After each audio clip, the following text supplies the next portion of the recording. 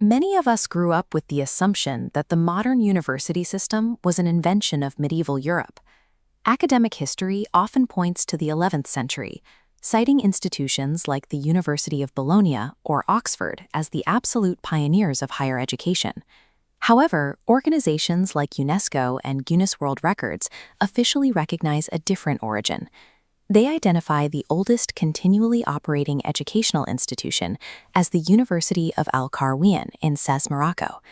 This recognition requires a geographic shift in our understanding of intellectual history. It places the foundations of organized thought in North Africa, long before the first European colleges were built. In 859 CE, an Arab woman named Fatima al-Fihri inherited a significant fortune. Rather than keeping the wealth, she chose to invest it in sadaqah, the Islamic practice of pious, ongoing charity, by funding a community center for her fellow refugees.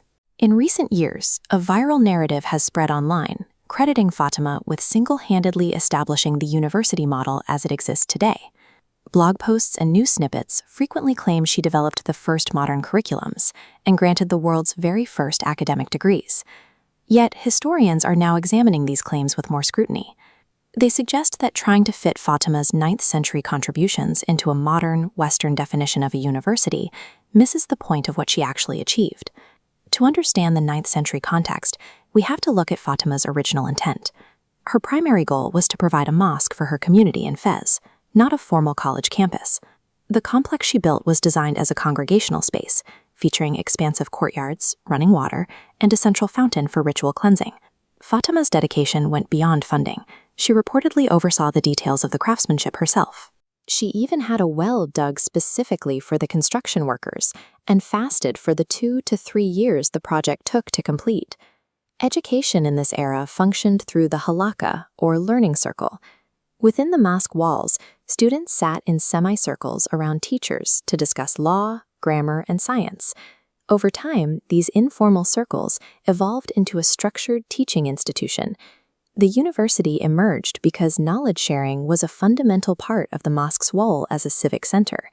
For centuries, dynasties like the Almoravids and Marinids expanded the site, utilizing the Waqf system, a charitable endowment, to pay scholars and maintain the facilities. Fez became a destination for scholars traveling from the Middle East, Egypt, and Spain to study theology and medicine. The roster included polymaths like geographer al-Idrisi and philosopher Musa bin Maimun, who bridged Jewish and Islamic thought. This environment also shaped Ibn Khaldun, who studied here before writing the Muqaddimah. His work established the first systematic approach to sociology and history as we study them today. Because scholars preserved Greek texts and produced new maps and medical guides, their findings eventually crossed the Mediterranean. Through translations in European courts, these North African advancements provided many of the specific scientific tools used later in the Renaissance. But historians have noted a significant challenge.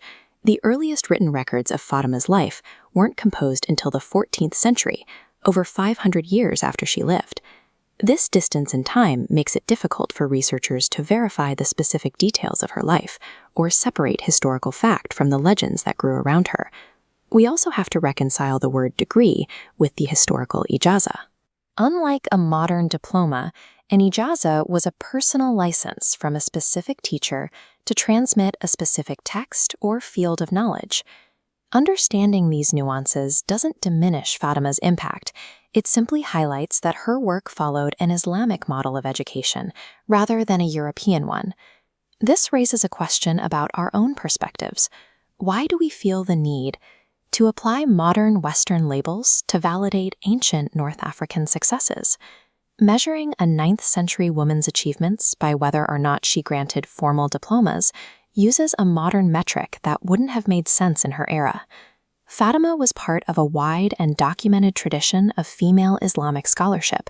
She stood among women who funded libraries, taught leading male scholars, and acted as caretakers for the region's intellectual heritage. Her decision to build a sanctuary for both worship and learning holds value on its own terms, regardless of whether it matches a later European definition of a university. In 2016, architect Aziza Chowni oversaw the renovation of the ancient al-Qarawiyyin library. The project stabilized the foundations and modernized the facilities to ensure the space could continue its original function. Today, the library still houses artifacts like 9th century versions of the Quran, maintaining a direct connection between the modern world and its founding. Fatima al-Fihri provided the resources for a center of study that has survived for over 11 centuries. Her choice in 859 CE created a permanent home for knowledge that continues to support students and researchers today.